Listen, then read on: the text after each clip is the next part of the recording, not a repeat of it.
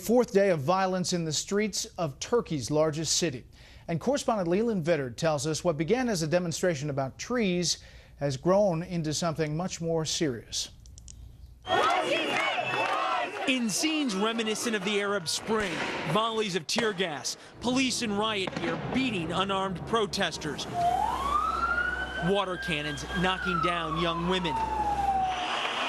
What started Friday as an environmental protest against a massive development project in Istanbul is now a national movement by Turkey's secular youth. Our president trying to turn our country some kind of Islamic country, some kind of, Sharia. And because of this, we don't want this. We are just here because of freedom.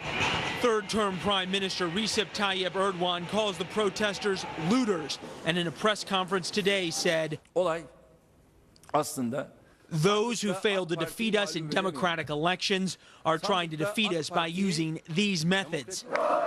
Last night, angry rioters burned Erdogan's party offices in the port city of Izmir, but he remains defiant, sending out his police to arrest so many protesters they needed to bring city buses as makeshift paddy wagons. All this brought condemnation of a NATO ally by the White House. The United States has serious concerns about the reports of excessive use of force by police and large numbers of injuries and damage to property. During the Arab Spring, Erdogan was often quoted saying leaders facing popular uprising needed to heed the voice of their people and resign.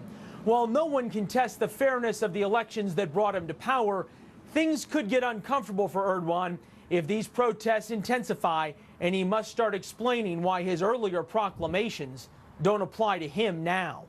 Brett. Leland Vittert in our Middle East newsroom. Leland, thank you.